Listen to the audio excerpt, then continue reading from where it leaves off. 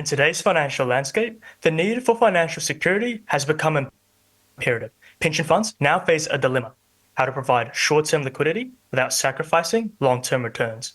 Good afternoon, everyone. Today, Team Alpha is pleased to present our pilot project approach for Florida Saves. Florida's unique financial challenges have set back residents from setting aside adequate retirement savings. Team Alpha's version of Florida Saves ensures success through three critical objectives. As seen on the right, our approach for the defined contribution plan must ensure program buy-in, balance Floridian liquidity needs and retirement savings, and recommend an optimal asset allocation. Team Alpha proposes a simple two-part, two-portfolio approach with Floridians to contribute 10% of their annual net income. As seen on the left-hand side, 30% of member contributions are held in a liquid pot component, which provides integrated liquidity and can be accessed readily for life's unexpected events. Now, towards the right of the diagram, 70% of member contributions are held in a growth pot component, which is inaccessible except in extreme cases, which aims to provide long-term savings for retirement. Upon retirement, beneficiaries can withdraw their retirement savings as an annuity from an annually rebalanced portfolio or a lump sum distribution. And finally, as seen on the right, Team Alpha have drawn from other lessons from other retirement systems, and ultimately, we aim for a straightforward and cost-effective system for Florida to all people at various financial literacy levels. I'll now pass on to my colleague Jack for our phased asset management approach. Perfect. Thank you, Joey. In terms of our implementation recommendation for the phased asset management approach, it's really broken down into two key phases. And phase one is underpinned by the deployment of the initial capital alongside contributions and the outsourcing of alternative investments to external fund managers. And the rationale behind this is really threefold. First, the need to make a time-considerate deployment of the capital makes the an establishment of an in-house team infeasible due to long due diligence periods of private market investments. And secondly, outsourcing avoids the high upfront costs of establishing an in-house team. And additionally, there's greater flexibility and access to these fund managers with really specialized expertise in private markets, especially. In terms of phase two, it's underpinned by the transition to increasingly in-house managed funds and as well as cost efficiency improvements. And the transition to in-house really allows Florida Saves to recognize these long-term cost savings by avoiding excessive management fees where possible.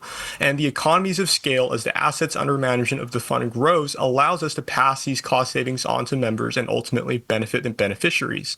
And additionally, we also recommend that this is continually monitored to improve the integrated liquidity approach as well as adjacent factors. In terms of the loan repayment and other key considerations for implementation, we view the transition as continuous, but the repayment of the $30 billion loan in 10 years is a key landmark milestone. And the reason for this is the profits generated may be shared via a Kickstarter program, or they can be used to bolster in-house capabilities. For example, a budget to pay market rate compensation to hire high caliber investment professionals. And secondly, we also are a strong believer in the importance of strong ESG integration, and that can be implemented through a screening criteria as well as robust internal governance principles. And now Pranav will talk to us a little bit more about our asset allocation breakdown. Thank you very much, Jack. Our asset allocation is mainly divided into two parts. We mainly focused on return optimization and risk minimization. Our portfolio is divided into a liquid portfolio and a growth portfolio so that we can also meet the short-term liquidity needs and Floridians can also have a long-term retirement savings growth. Our investments are diversified across geographies and across asset classes within a predefined allocation limits to have a balanced exposure and avoid over-allocation. To meet the performance goals, we further applied predefined return constraints and aimed to maximize the Sharpe ratio to balance risk and return.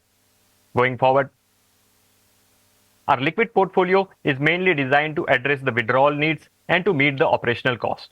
By including a highly liquid and low-risk 3-month US Treasury bills, we aimed to meet the withdrawal needs whenever they arise, and also by incorporating a gold ETF, we hedge against inflation and market downturn, providing the overall good return for the liquid portfolio.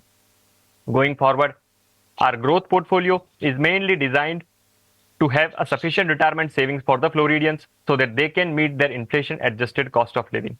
In our growth portfolio, we have included traditional assets like public equities and fixed income. Our public equities are further diversified across emerging markets and developed markets for a steady long-term returns during different economic environments. Additionally, to further diversify, we have included alternative assets because these assets are less correlated with the broader market. And we feel that including alternative assets provide a strong growth potential to the overall portfolio due to the illiquidity premium they offer. Going forward, my colleague Andrew will explain about the scenario analysis.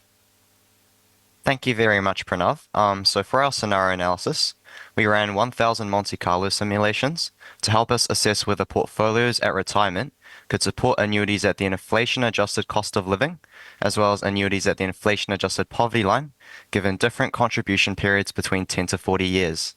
As seen in our scenario analysis key variable assumptions slide, the slide is split into 3 key columns: our optimistic scenario assumptions, our base case scenario assumptions, and our pessimistic scenario assumptions. Please note that the withdrawal assumptions increase between our 3 scenarios, as well as the decrease of wage growth and the absence of Social Security in our pessimistic assumptions. Our scenario analysis slide also has 3 key columns representing our 3 different scenarios. The first row of graphs, seen at the top, represent the nominal portfolio values in both 10th and 50th percentile market conditions at retirement. The second row of graphs, seen at the bottom, represent the percentage of portfolios which survive an annuity withdrawal at both the inflation-adjusted cost of living as well as the inflation-adjusted poverty line. Our analysis shows that there are very marginal difference between the results, specifically in the optimistic and base case scenarios, showing that market volatility has a far greater impact on retirement savings than withdrawals made by members. This highlights the importance of portfolio diversification and risk management in securing long-term financial stability for pension funds. I'll now pass it on to my colleagues Jack and Joey to talk about limitations and risks. Thank you, Andrew. The first limitation we're going to cover today is really the potential for late participation shortfall. So if I could bring everybody's attention to the graph on the left side of the screen, we can see that Floridians who only have about 10 to 20 years of contributions, they don't end up with a portfolio that's robust enough to sustain inflation-adjusted annuity withdrawals. However, this does rely on 2 relatively pessimistic assumptions, and the first one is the complete depletion of Social Security within 10 to 20 years. And the second key assumption is that older participants, despite being older, have 0 existing savings. The latter of that assumption is actually empirically untrue. So once we incorporate that into our models, we can see a significant improvement in those numbers. The second limitation we want to cover is, we can view it as, okay, it looks like they have sufficient long-term savings, but what about the short-term liquidity potential? What about objective number 2, that balance, right? If I can point everybody to that $1,800 figure of liquid contributions per year, that's only about 2 weeks of savings for the average Floridian. And the simple attempted solution of increasing liquid pot contributions isn't necessarily the ideal solution, simply because that decreases the weighted expected return. And given that trade-off, we've evaluated to see whether this is an appropriate increase, and we've seen that a significant portion of Americans have less than $1,000 in savings. And provided that this is a significant improvement over the status quo, we view it as an appropriate intervention. And now Joey will talk to us a bit more about risks. And finally, our proposal is exposed to a number of pressing risks, with the key ones as seen on the right, such as market risk, liquidity, and longevity risk. And whilst their assessed probabilities are low, our strategy has mitigating factors to ensure stability and security for all stakeholders involved. In conclusion, our proposal for Florida Saves effectively addresses the 3 key objectives we mentioned earlier of buy-in and participation, balancing liquidity and growth, and an asset allocation recommendation that supports this. Thank you for listening to our presentation, and we look forward to your questions.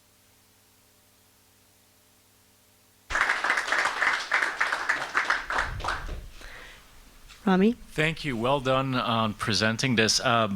Just curious to get into the breakdown between the 2 pots, how you got to that breakdown. I mean, you really quickly touched at the end on risk and market risk, liquidity risk came to mind there. Also related, I'm curious to understand or better understand the gold allocation in pot 1 If it's a short-term pot, then why bother with inflation protection? Yep, so I'm happy to take the first part of that question in terms of how we've arrived at that figure. And if we can move together to limitation number 2 as our first slide. So initially we did consider a lower liquid contribution simply because naturally that allows for greater long-term growth. But we very quickly realized that for the average Floridian, 1% of $60,000 is $600, and that's not a very material amount to absorb even short-term liquidity shocks, and that only gets worse for Floridians with lower incomes. And so we've increased it gradually to 30%. We would get this figure that's closer to about 2 weeks, and we've combined this. If you can move together with me to the slide 59. Base case scenario analysis of our Monte Carlo simulations. So we've combined these several data points together to arrive at the conclusion that this is a good trade-off, considering that the long-term savings are still protected. We can see clearly on the graph that 96.6% of market conditions allow for an inflation-adjusted average cost of living annuity withdrawal. I'm happy to take the second part of the question about the gold allocation. If you can move to the slide number 11, liquid pot. Out of 30% total allocation towards the liquid pot, more than 22% is allocated towards the 3 months US Treasury bills, so that we can address the withdrawal needs whenever they arise. The inclusion of gold relies on 3 main key criteria. If we can move to the slide number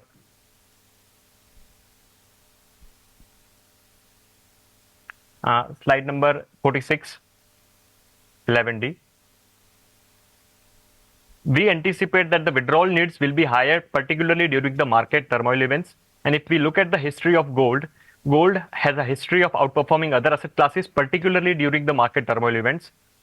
So we thought that gold can be a really good hedge. Also, we want our liquid portfolio to beat the inflation. If we look at the long-term US average inflation, it is close to 3.77%. And we want our liquid portfolio return to close to 4%, so that the liquid contribution can retain their purchasing power. So that's our rationale behind the inclusion of the gold in the liquid portfolio. I hope that answers your question. Tracy? Thank you. Thank you very much. That was an excellent presentation. I'm just curious about your asset allocation within the growth portfolio.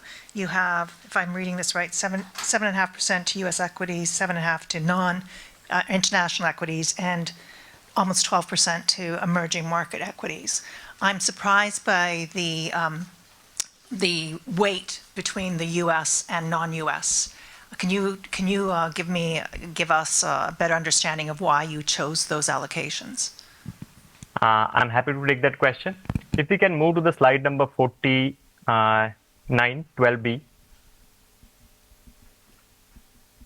So first of all, to decide these weights, we applied individual asset allocation limits to each and every asset class to avoid over-allocation and to have a balanced exposure. Additionally, we applied a total allocation limit to alternative asset class to a 40%. And then we applied a return constraint of 9%, so that our overall portfolio can have a better return, and a retirement saving, we can have a retirement saving that can sustain an inflation adjusted cost of living. So after applying this constraint, we tried to maximize the Sharpe ratio within this constraint, and that's how we got this allocation for each asset class. Christine, and then we'll do Kembiz. I hope that answers your question. Yes, hi. Thanks for the great presentation. You mentioned that for the retirement, there was either a lump sum or annuity. What was the word? Immunity? I think you said a lump sum at the end. I guess, how does it work? And particularly, is it flexible? And like during downturns, could we get very huge outflows all at once by all these people that are retired? Absolutely, and that's a very important question to ask. And if we can move together to slide number 4, where we have the two options, we can see that the annuity payment is the default option. And that's for a variety of reasons. We want to be inclusive with our approach, and we fully understand and acknowledge that not all Floridians necessarily have the skills and the financial capability to manage a really large lump sum distribution. But we also need to balance that with our role and fiduciary duty as custodians of capital, and it's difficult to justify an approach where we're effectively holding their capital hostage, if that makes sense. In terms of the next part of your question of what does that look like quantitatively with these really large outflows, we can move together to our pessimistic scenario analysis with no savings, slide 61, appendix 16C, and we can see here that based off of the annuity withdrawal, right, during market downturns, through 1,000 Monte Carlo simulations that captures a very broad array of market conditions, those who contribute for 40 years are able to see, first of all, 100% inflation-adjusted poverty line withdrawals. And so that's a downside protection there. And in terms of the inflation-adjusted average cost of living that we've used as a yardstick for comfortable retirement, that occurs under 93.51% of market conditions. Yes. My question, thank you very much for the presentation, guys. My question has to do with the contribution rate. If I believe you have fixed it at 10% across the board. Can you tell us how you came about to that? What's the thinking behind it? What are the reasons? And yeah. Yep, happy to take that question. If we can move together to slide 27, appendix 3A, we can see that as a starting point, we've used some of the leading pension funds in the world and used their contribution rates in similar economies as a starting point, as a launch pad and a yardstick. We understand this is imperfect, and so we've refined this through our scenario analysis as well as our modeling of the short-term liquidity mentioned earlier. So if it was, let's say, 5%, then that 30% breakdown of liquidity would shrink from $1,800 to a mere $900. And that, again, doesn't fully address objective number 2 of balancing liquidity and return. And in fact, it doesn't even address the long-term savings. When we ran our models with those numbers, we discovered very quickly that these contribution rates are not sufficient. Thank you, and I hope that answers your question. But I would And want also, to... Yeah. to also add on top of that, if you look at out of 10%, 3% is readily available for them to withdraw from their liquid pot. So if you look at the structure, only 7% is going toward the illiquid pot that they cannot access, but otherwise this 3% is something that they can access. So the 7% is something in line with all the pension funds that we mentioned over here. Yes, but then what I would say is that the pension funds you're mentioning here, they are mainly defined benefit pension funds, and also the population that are contributing to these pension funds, right? An Ontario teacher is not a gig worker in Florida. So did you account for those kind of thoughts and differences? Because, it's a way more stable job to be a teacher in Ontario than it is to be a gig worker in Florida, or a CalPERS government employee. So. 100%, and we fully acknowledge that even with our simpler approach and an attitude towards maximizing buy-in, there are going to be some opt-outs. And to mitigate that strategy, especially for low-income folks, on slide 41, if we move together to Appendix 8B, we can see from the profits generated from that initial $30 billion loan, there are a variety of distribution methods that we can use to benefit those folks who may opt out due to, variable income. And so one of the methods is a Kickstarter program where they're able to have those profits distributed and into their illiquid pot to encourage re-opt-in. And secondly, we've mentioned in our phase 2 the continual monitoring of this approach throughout time, and so we're definitely open to potentially slightly lowering the contribution rate and offering a matching program to further incentivize contributions to a sufficient degree. Mohammed. Thank you, guys, for this presentation. I have a question regarding the two-phase approach that you have suggested regarding the private asset classes or the alternative asset classes. The phase 1 is basically outsourcing the investment in private asset classes to external manager. During the second phase, you suggest implementing a kind of internalization of this investment within the fund. You will recruit some experts and so on. Did you include any benefit from this internalization of private asset investment in your simulations?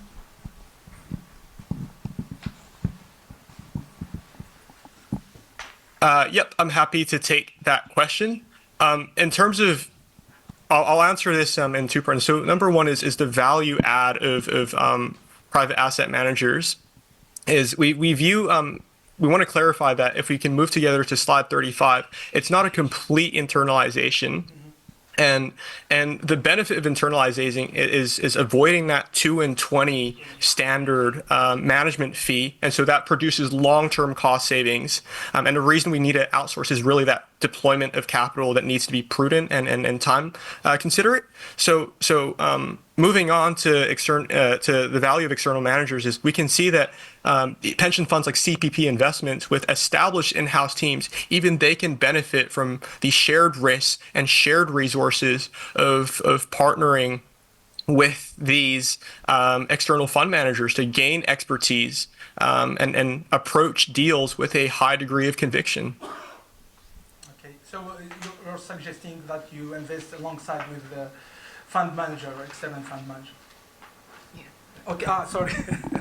I'm very yeah, sorry. Sorry. So you're suggesting that you invest alongside in the fund manager, external fund manager.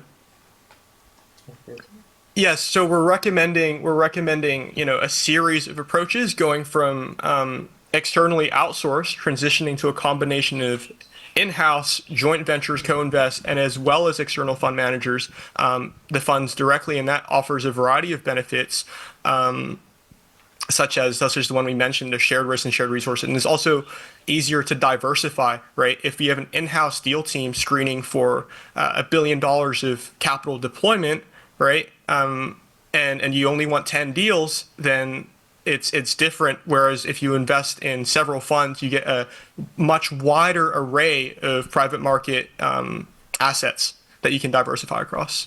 Okay, thank you. Milan? Yeah, really good job in trying to deal with the issue at hand.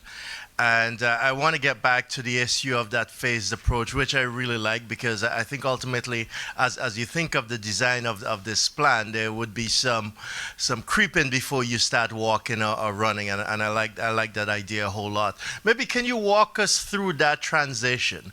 Because you did say you expect to repay the loan, I think, in 10 years, and to earn $52 billion during that phase, when understandably, as was indicated earlier, these gig workers, their income is quite volatile. So a lot will depend on your success of turning that $30 billion into $52 billion. So can you walk us through that, what that looks like over a 10-year period, when we know a business cycle is probably on average about 5 years, so you expect at least 1 or 2 market correction in that period? Absolutely, and we think that market correction risk is definitely very significant. And if we can move together to slide 39, Appendix 8B, these are the Monte Carlo simulation outcomes for our loan repayment, and the reason we're comfortable making this recommendation that is because even in the 5th percentile, net of interest, the fund will be able to have over $30 billion. So after repayment of principal in that specific figure, about just under $1 billion left. And the average expected value net of interest before principal repayment is about 52 billion. So that's about 22 billion left over after 10 years. And the reason it's difficult to have a steady 10-year plan is because so much of how we approached a Kickstarter, how we approached the phasing of the assets depends on the outcome of this loan. And so it's why we view this repayment as a key landmark milestone. Once we're closer to that timeline, we're able to have greater visibility into what the optimal approach is. Jennifer? Excellent presentation and very well thought out. Just wondering, and you talked a little bit about that very delicate balance of having enough to be material and not also going below your 10% threshold. So what is your projected uptake in terms of the Florida savers, year 1, year 2, year 3, if you maintain that hard line at 10%?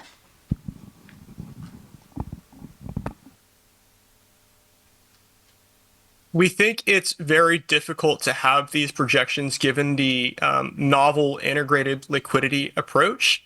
And the assumptions given to us in our case were about 8 million Floridians. And I guess the best way to answer this is to look at slide number 26, Appendix 2B.